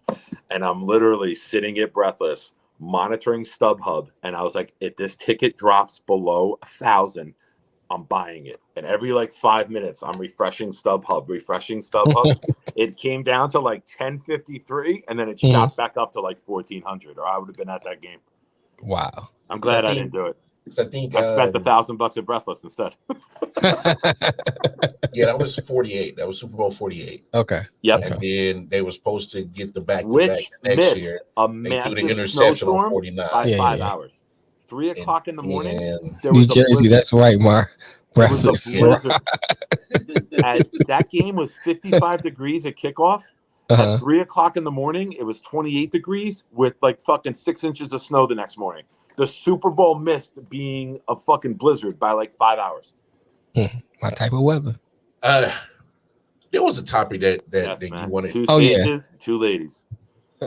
There's a topic that you want to talk about, but me and Nick had talked about it on a late night show. Art Browse. Yeah. For those who don't remember Art Browse, he was a coach at Baylor. Actually, was having that team, high potent offense. Every now and then, opportunistic defense, but kind of coached him out the dumps. RG3 was probably one of his highly drafted players. 2016 got fired because he failed to report, many sexual assault allegations that were against players. Many. Yeah, many. I don't have the exact Joe number, Paterno. But pretty much it was almost that same situation, and Title IX had to get involved. Backer. So Art Browse gets fired. He reappeared in some high school circuit. He was coaching high school somewhere. I can't remember for a couple of years. Stepped down again. And then you get Hugh Jackson goes to Grambling State, gets hired at HBCU. And this is his offensive coordinator. I wish we could have had the clip on here, but I pretty much played the 4-minute interview, and then he got interviewed on down in Louisiana. Browse Art Browse. Okay. And he was like what them little boys say. Well, no. To needless to say, I'd say you guys go look it up, but he didn't look like he he had any remorse or anything. No remorse. No. He looked like he looked shifty. No idea of what he did wrong. Didn't want to admit guilt. I don't know if that was because of legal reasons. I don't know if that was he's not trying to, deal with any kind of ramifications if he sits there and admits something online on an interview. Here's my thought, brother. Hugh Jackson, you trying to restore prestigiousness to an HBCU. Right. Gramblin's been one of those well-known HBCUs. Right. And, football program has kind of been up and down. And you want to bring, what Dion is doing in Jackson State. Right. Eddie George is doing in Tennessee State. Mm-hmm. You want to bring that to Grambling. Right. A well-known name that has landed in the NFL, had those connections. And so you want to hopefully build that pipeline to the NFL, teach these guys what it takes to get to the NFL. Right. But this? Yeah, bro. So here's my thing. There's a few things that came to mind when I saw this. Lay them out, brother. Number one, I want to start with the comments I saw where people were saying, this is HBCU, why would you hire a white guy? I think that's irrelevant to the story. I think that is irrelevant. Here's my thing. I'm gonna say this. Add 2 words to that. What's that? Why would you hire a white guy with character issues? Right, but most different. people, if you got a clean slate, that's one thing. Yeah. Character issues is the right. question. I'm gonna get to that. Okay. I think when it comes to restoring or bringing HBCUs to a level where people see them at the same level as PWIs, and that's a whole other argument, whole other discussion. But for the sake of this argument, you have to bring the best to bring it up. To me, winning is more important than that. Yes. You know what I'm saying? Because you want to bring it to a winning and a higher standard. I think that's more important than worrying about having a white guy on your staff. Now, I will say, I would like you to look at African-American Black candidate and give them a chance. But if there's someone that is, still hire the best person. Let me say that. Whether they're Black, white, Chinese, whatever. You hire the best person. Agreed. Because the overall thing is you want to put the best product out there. So I just wanted to address that part first. Okay. Second of all, we just got through looking at this down in Jacksonville. Oh, with Urban Meyer. How do you just recently see that? Saw the backlash, and do you go and do the same thing? It's like when I was coming up, and when crack first hit the streets, no one knew about crack. So it just took people by surprise. I thought I was seeing the zombies walking around. I'm not smoking crack. I see what it does to you. You know what I'm saying? I'm good. You know what I'm saying? Lesson learned. You know what I'm saying? Don't smoke crack. Right. Leave it alone. This is your like plan. LT and the water boy. Right. So you just got to see. Which that movie got released. I was there opening night. LT got arrested earlier in that week for crack possession. Friday night the movie comes out and Don't Smoke Crack is in the movie. And it was hysterical because it came topical. So my thing is, you cannot, I'm about to say this, be that stupid. Then now it brings me to that interview when people was saying, well, did you see it? No, I'm talking about the interview he did. Hugh Jackson's interview. Okay. When he was making the allegation that he was getting paid for losing. And then some people brought up, well, maybe it's because you wasn't a great coach. Now I started bringing that into question. Your decision making may not be that great. Maybe that's why you was losing. You know, because I never looked at it that as a coach, you have to protect the whole entire program. The university. Yeah.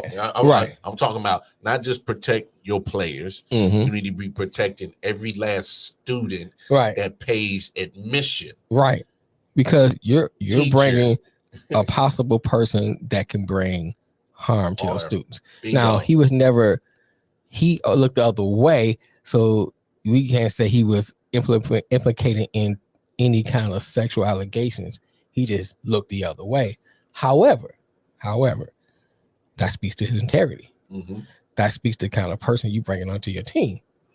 Why would you want to bring that to your program? Well, you're putting winning over it. You put winning over everything.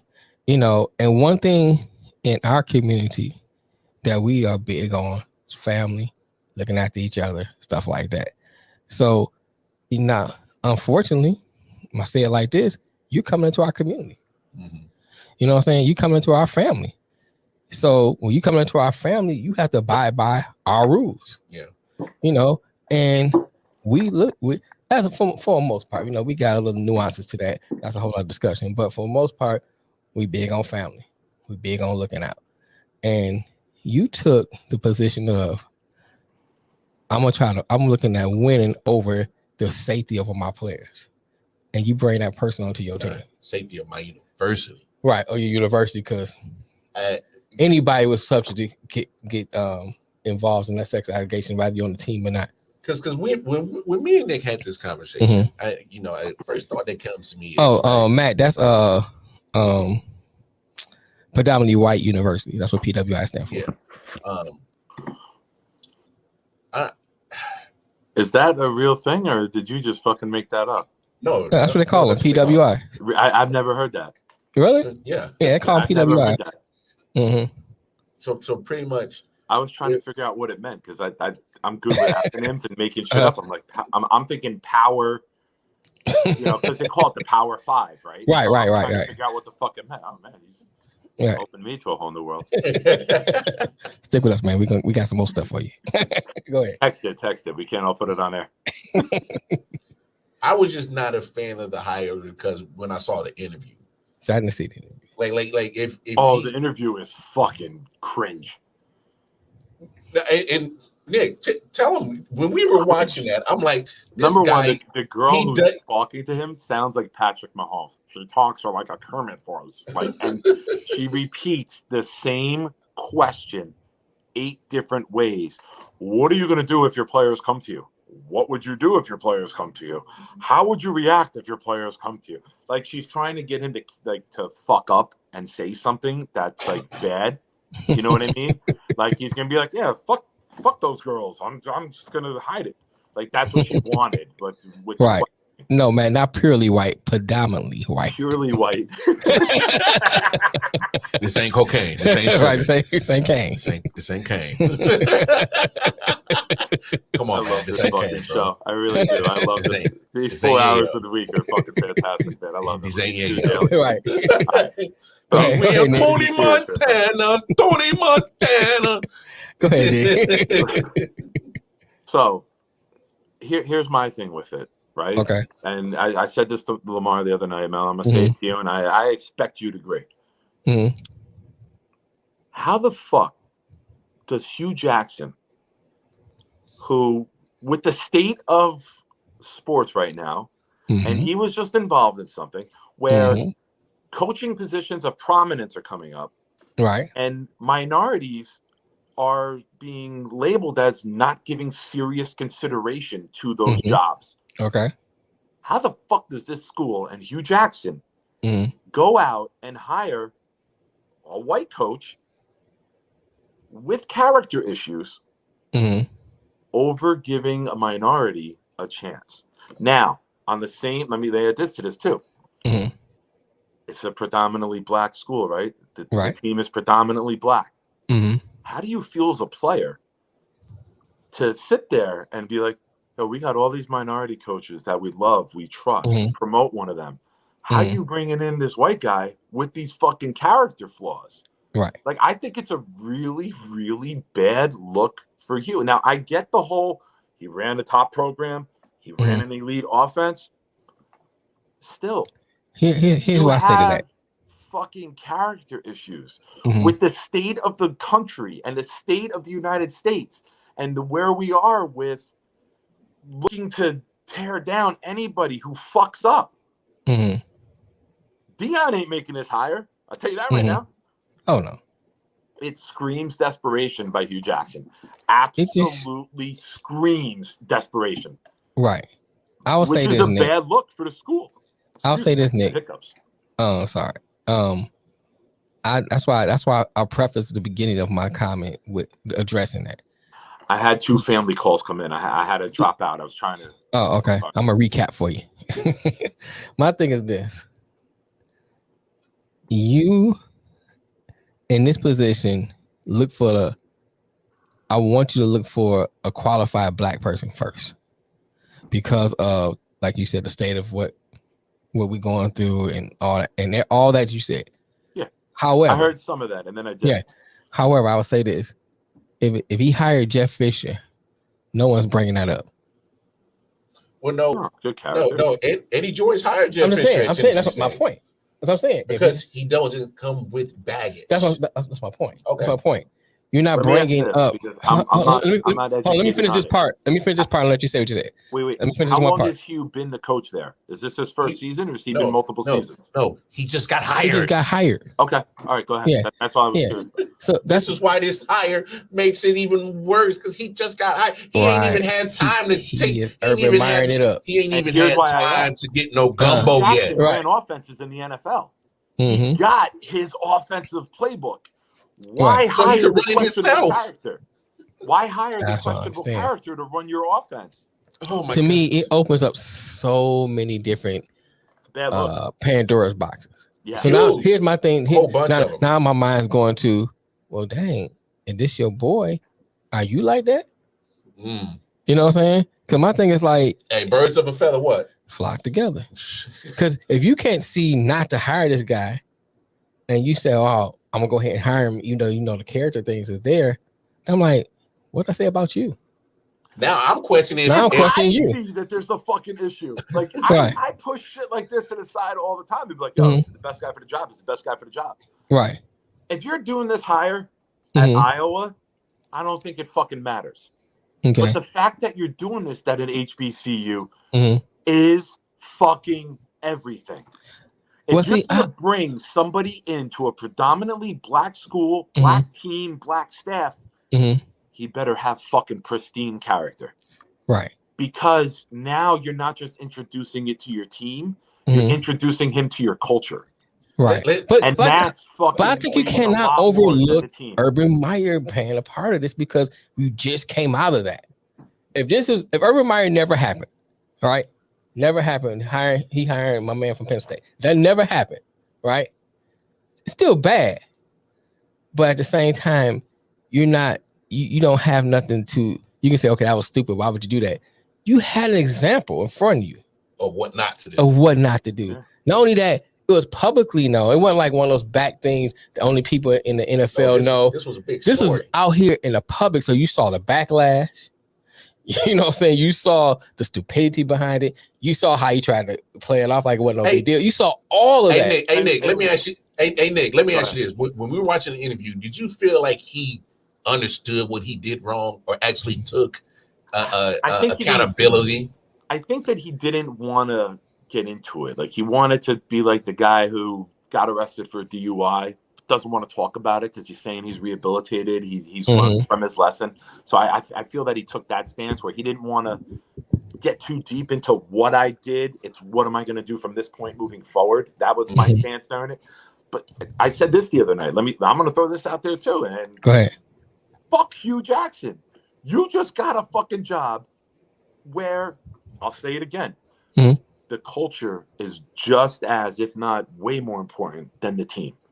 Why at this point in time, yes. Fucking job on the line, bringing in somebody with questionable character. Let some fucking small, non-important school do the rehabilitation job and let them roll the dice. And hire him at a low level type job. At an HBCU, bring in a questionable character. Forget race. Questionable character. Somebody who did not protect his students, which is your number one fucking job. We just talked about it with Juwan Howard last week. Right. Your job is to put your kids in a great fucking position and set them up to be successes in life, not just athletically. Why would you put your students? Why would the institution okay this hire? He's a scumbag, all right? Let's just call it what it is. He's a scumbag. I'm saying that. Like, it's not. No. Art Browse. And now Art Browse is a scumbag. I don't get it. I fucking don't get it. And so you guys know One of the things that I can do is I can speak logic to any situation. I can take any side of an argument, and I could say, maybe they're thinking this. Maybe they think that. I think this, no pun intended, is a black eye on the school. I think it is a black eye on Hugh Jackson. I think the players are going to have a hard time putting their bodies and energy and effort on the line with questionable character, not because of his race, because of his character. And we're in a place in the country where character speaks volumes. You're either a good person or you're not. He's a scumbag. Kids, college kids, young kids, they can all fucking smell when there's a rat in the room. Right. And I think that this guy is a really bad hire, and I think it turns out really bad for Hugh Jackson, and I think it burns him sooner rather than later. Here's why I say, if he want to take a page out of Urban Meyer's book, that's what he need. Hold on, wait a minute. He just followed. Here's what he need to do. Just grab some white ass up in Ohio. Everybody turns a blind cheek to that. A blind eye. Here's what he need to do. When it happened to Urban Meyer, and then when everybody started giving backlash, he released my man immediately. He better. That's what Hugh Jackson needs to do. He's already been getting backlash. I'm just saying. I think that this is one of those hires that they make a move before the season even gets here. You've seen it before. Urban Meyer did it, right? Yeah, hire the guy, questionable character. They bump him. Hey, I agree, man. Hey, I agree, man. And you cannot fucking tell me. I bet you Deion Sanders say something about offensive minds in this country who are minorities and just as qualified as this guy. So I think let me ask you this. It's a real fucking bad look, man. And this is speaking a little bit to what Matt's saying. What Matt's saying? Go ahead. He said, everybody deserves a second chance, but not when it comes to kids. To me, it's one strike and you're done.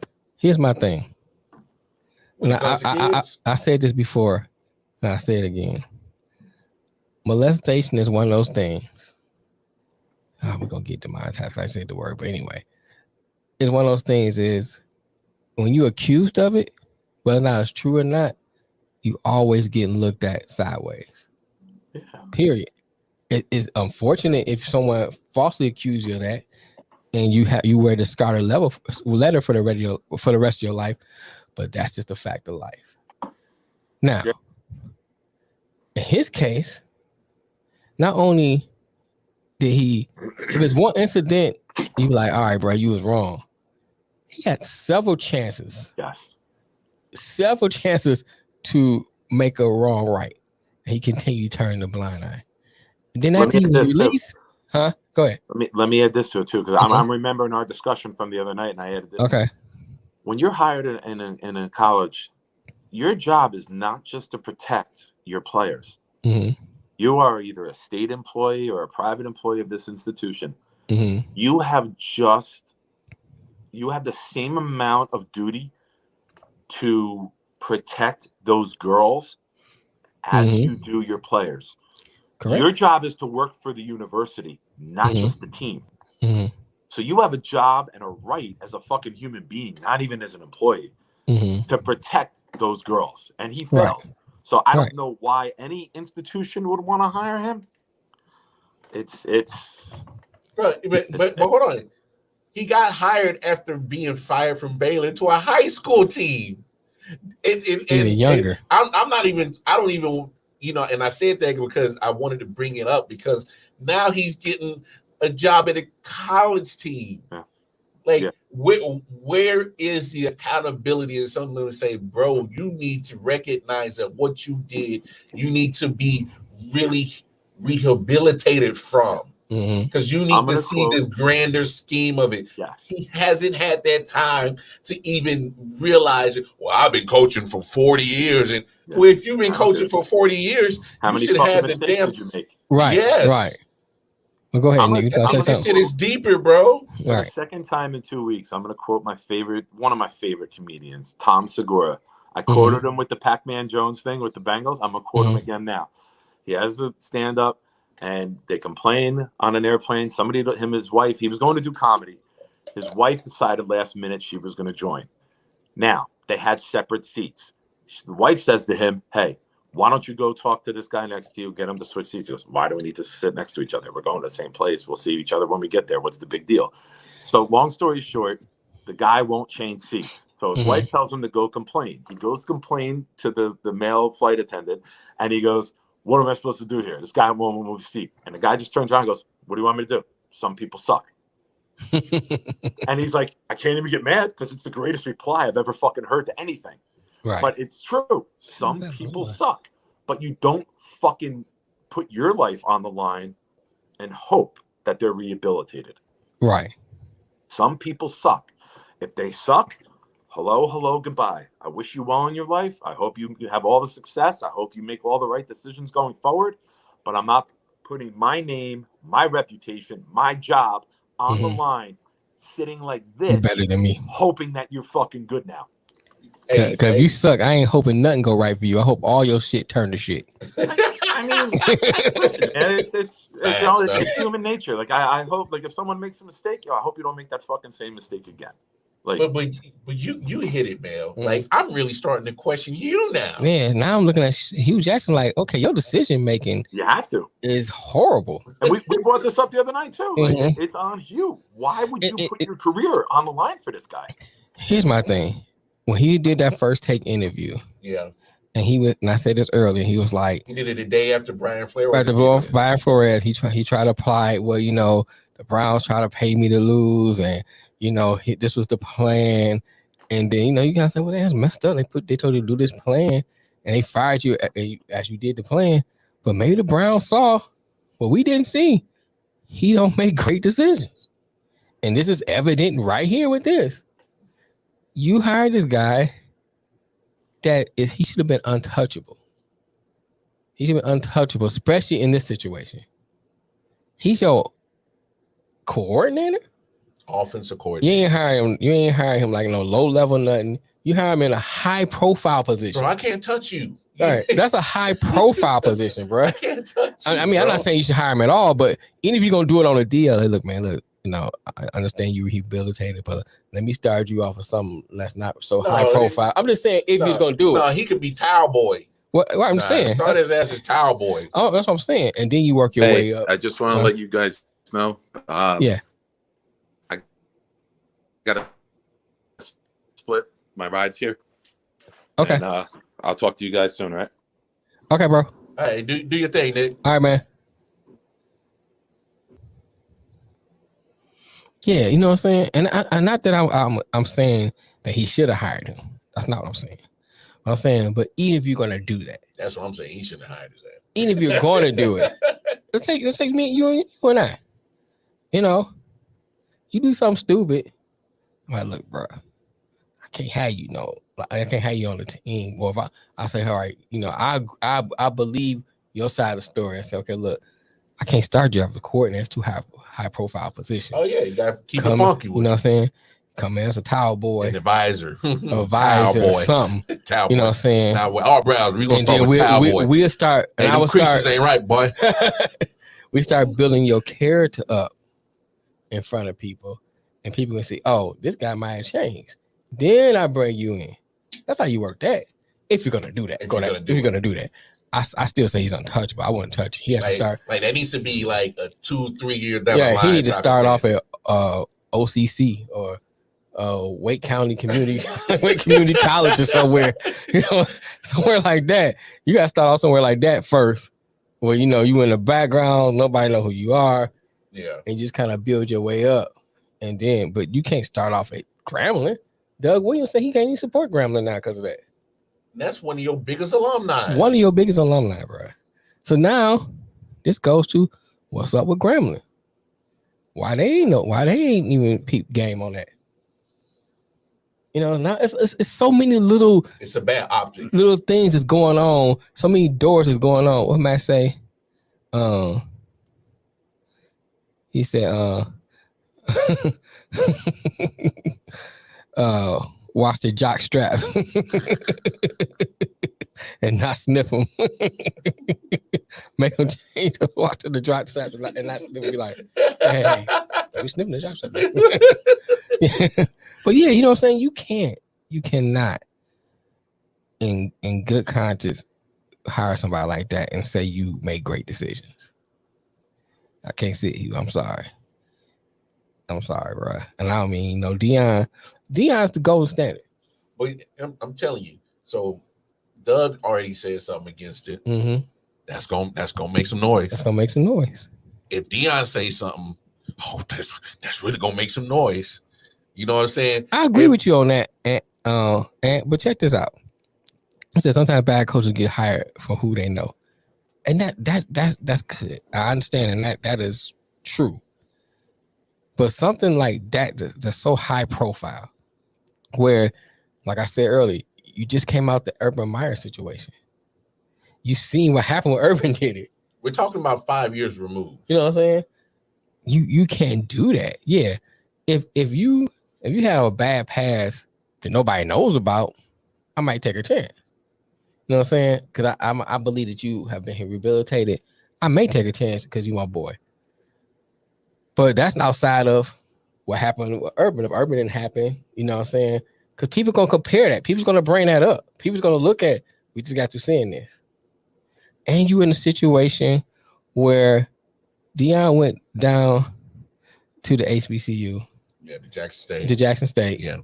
He's doing well in Jackson State. And he's bringing in a bigger spotlight. He's bringing in recruits, taking recruits from other schools. Top schools. Yeah. So he's the gold standard. Mm-hmm. You know. And then we say, okay, maybe we gotta bring HBCUs back. HBCUs back. Then you had the what they have after the Senior Bowl. They had the HBCU Bowl. Yeah, the HBCU Bowl, which Patrick Mahomes was there. Right, you had spotlight on that as a representation of the NFL. Right. So you started goes back to my point that he's the face of the Shut NFL. up, man. We ain't going back there. See how you try to slide that in. You know what I'm saying? Slide to the left. Slide to the right. Ow. I was sliding in there. I'll be sliding. You can't. So because of all those moving parts that's going on, yeah, you can't do it. So yeah, in your point, and on the surface is well taken, and I agree with that. But you still got to add these other things into it and say, okay, I can't do that. I'm just saying, optics wise, is terrible. Terrible, man. Because and like you said, with the parallel of the Urban Meyer thing, Mm-hmm. Urban Meyer literally hired a guy that just got fired from University of Iowa for being accused of being racist. 2 steps now, y'all. But you know what I'm saying? Uh-huh. Being accused of using racial epithets, right, and being bigoted. Right. And he going to go to an NFL team which is made up of probably 80% black. 75, I think. 70, 75. No. The NFL is. Mm-hmm. But most rosters is going to be 80%. Okay, you said the roster, right? Yeah. Okay, I got you. Jacksonville Jaguars. Right. And so this is no different from hiring. You just now getting in the place, mm-hmm. and you hiring a very, very, very. How would you feel? Very question. How would you feel? That was gonna be my point. I know where you're going. No, go ahead. See what you're gonna say. How in the hell can I send my daughter to that school? Yeah. How? Let me ask you this though. If I knew you were going there. But let me ask you this. I'm gonna go to another point then. Yeah. If I'm a Nazi and I'm going to an all Jewish school, how would you feel about that? If you Jewish, you feel some type. You know what I'm saying? You feel some kind of, well, you got my man. You know what I'm saying? You know, and I'm literally like, I got the swastika tattoos. Mm-hmm. You know what I'm saying? You got the little mustache. You got the little mustache, like Adolf. You know what I'm saying? Like I'm doing the I.O.W. Yeah. and all that stuff. Now I'm black. I can't do that. What you're saying? Yeah. But anyway, you know what I'm saying? You will feel some kind of way. Mm-hmm. It's the same thing with Urban Meyer hiring my man. You go into a predominantly black situation. You hire someone who's been known to say racial epithets, and you bring him into your locker room. Bad decision making. Same thing I said with Hugh Jackson. Bad decision making. If I'm the players, I say something. If I'm Grambling, first of all, if I'm Grambling, I'd be like, "Why you ain't hiring this guy?" Mm-mm. Second of all, once I see this, both of y'all jobs might be in trouble. No, I'm looking at the AD. You approved his hire. Right, he might be in trouble too. If I'm the Prevost, I'm all 3 of y'all in my office. And you gonna have to explain to me as the AD why you green like this. Yeah. And then I'm looking at Hugh. Why you think that was a good idea? And I'm looking at Burroughs. Here's your pink slip. Or Browns? Browns, I'm sorry. Yeah. Here's your pink slip. I don't care why you. Yeah. I just want you here to get your pink matter slip. Matter of fact, I don't even know why you here. Right. Here's your pink slip. Your pink slip. Now the two of y'all got to explain to me why this was a good decision. Well, where's my Savage package? Shit, you better hope I don't kick you in the ass while you're on the way out. And then we gotta have a sit down, you and AD. So now you got to prove to me that I can trust you to make great decisions with this team. I couldn't. There's no way I could send my child there. I can't. Like, because you got somebody on your staff that habitually shown that he won't do what's right. How do you, as a parent, feel when Browns come to your house, sit in your living room, and try to recruit your player?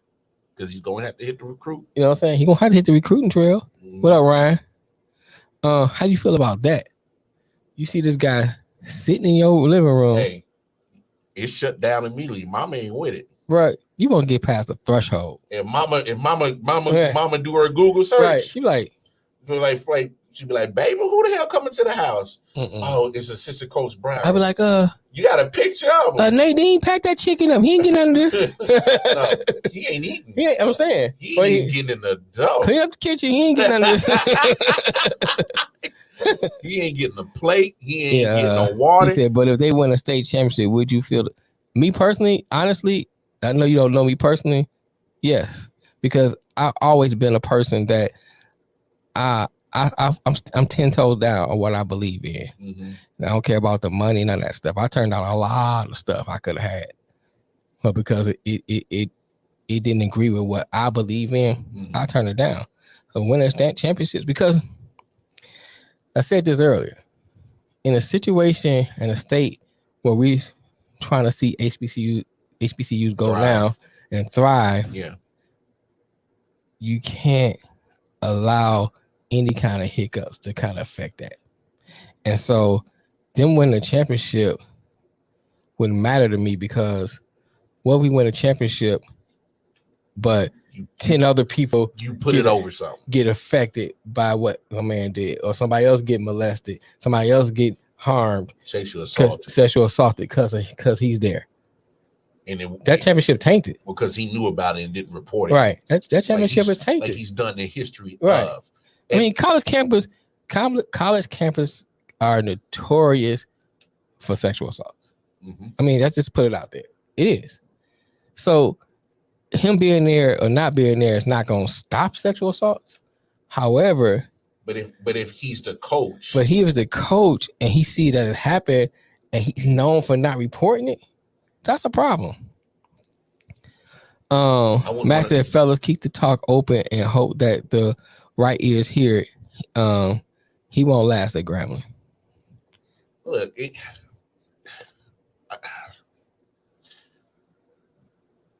I don't know what's the right way to show that you're rehabilitated. Yeah, it's hard. In this kind of situation, it's hard. In this situation, it's hard is because he immediately kept getting jobs after jobs after jobs. He's not even showing humility. Well, that's what I'm saying. So from an aesthetic point, from the eye test, he's not passing that. So even if you want me to be convinced that you are rehabilitated, contrite, you know what I'm saying? Remorseful. Right. You're not even passing the eye test. You're not showing remorse. You're not looking humble. And I don't know the man personally. I have to say that. Oh, no, of course. From what I see, you're not passing the eye test. Especially from what I seen on that damn interview. You know what I'm saying? So my thing is like, at least start with that. Yeah. You know what I'm saying? Which means you don't come in as the coordinator, as the OC. You don't come in as OC. Get your ass to the steam room, bro. You know what I'm saying? You need to start at the bottom. Get your ass to the washer room. Stuff like that. I'm sorry. You have to start right. You know what I'm saying? I'm a former coach. You are the official nut washer. For 40 years. Well, you go wash some cups. Go wash some cups. You know what I'm saying? Get some of that Famunda cheese out of there.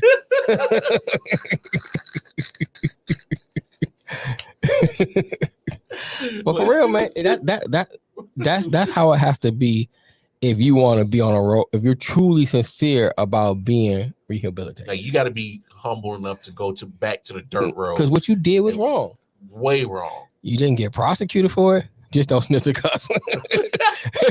You didn't get prosecuted for it.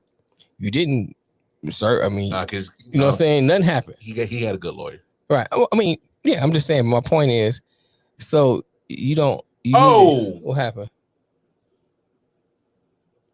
Breaking news. Well, ain't that some shit? They must have listened to our show. He fired. They say that's exactly what they just said. All right. Well, breaking news, y'all. He out. They must have been listening to the show. He gone. Conversation over. No, literally, that just happened. Like that literally just happened. Came across the phone. Wow. That's never happened on this You was show. right, Matt. Just keep talking, keep the line of communication open. Yeah. And hope he won't last at Gremlin. Yeah, he gone. You was right, Matt.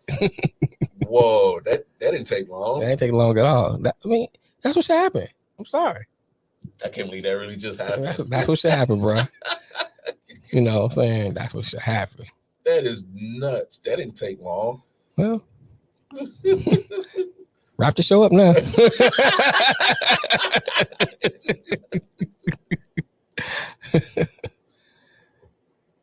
Well, that's good, man. That's good. Yeah, that's good. I mean, now I'm still looking at Hugh a little side eye. Because he defended it too. Yeah. We got to talk about it. He defended it. But yeah, that really. Look, man, let me say this. I got a lot. He resigned. Anthony said he resigned. Yeah, but he out. I don't Matt said I had to make a call to Graham. That's my boy Matt. That's what I'm talking about. Good looking. Good look, homie. That's crazy. That really is crazy. Look, resignation. I don't care. It needed to happen. I'm sorry. He was not right for that hire. Like he got fired. Resignation was just to save, just to make everybody look good. You know how that go. Now you go in there and say you resign. You know what I'm saying? That's how it go down. That's how it goes down. Yeah, but we know what's up. But going back to what you said he defended it. You did. That right there. And Hugh's job might be. I mean, I might give him this year, but he gonna be on a tight rope. Real tight one. Real tight. Tight. Tighter than pantyhose. Two sided small. He gonna be tight rope. That mug gonna be on a girdle. You know what I'm saying? A corset. Boy, I mean, for real, it's gonna be tight, bro. I'm gonna be looking at him like every little thing. Hey, what you doing? You know what I'm saying? For real, he better have a lot of balance. Yeah, don't sway too far to either side. For real. Down you go. Nah, I believe it, but no. Great show today, man. Oh yeah, great conversation. Great conversation. We appreciate you, Matt, Mel, Ryan, Anthony, Tim, who was here earlier.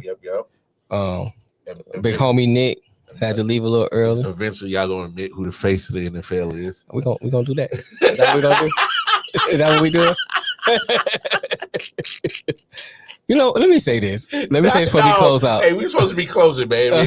We on time restraint. No, it's good, bro. It's good. No, it's not about. It's about that, but it's not about what you think I'm gonna say. Because I kept getting cut out. That was not my argument.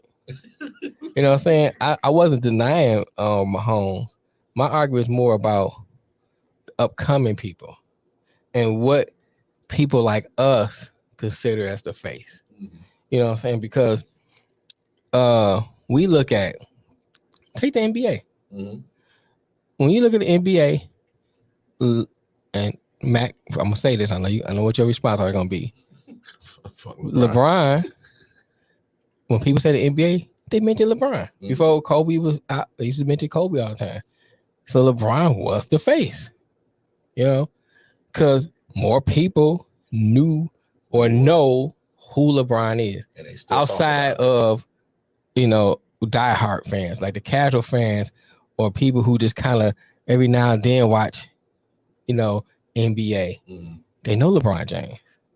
They don't know Ja Morant. Not yet. I'm just saying. Outside of Memphis they or the Memphis area. They fencing to. Yeah, they fencing to. Devin Booker. How many people really outside of like you gotta watch the sport. You gotta really watch the sport to know some of these players. But My mama know who LeBron James is. You know what I'm saying? My mama's 70-something years old. Yeah. She don't really watch the NFL. She knows Yeah. LeBron James. If I say, hey, Ma, you know Ja Morant? She's like, Ooh. He live on the street. I don't know him. You know what I'm saying? You grew up with him. You went to your school. You know what I'm saying? She don't know him. Yeah. And that's more of my point.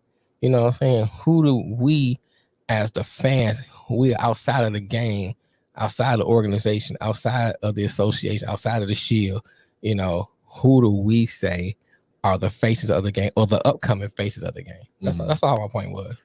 Yeah. Well, go ahead. Which is Mahomes. But I mean, hey. Somebody calling in. Oh, we got a caller? I don't know if it's a caller. You know, I forgot to tell you I changed the number. Oh, yeah. I don't know if it's a caller or not. Yeah, I was about to say, screen that joint. Hello? I'm actually calling to inform them now. Say what now? All right, John. The show get ready. I was like, what? I was like, that was a caller. Well, on that note,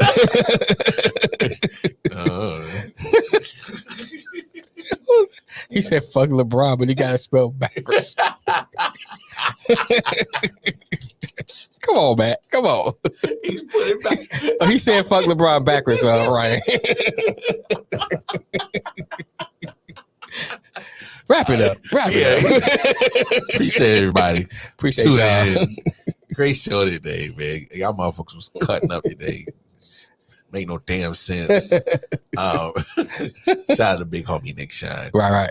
Everybody that tuned in. Y'all come on back now. You're here for whatever episode the number is on Thursday. Right. Standard Time. We need to hire somebody to keep track of his number.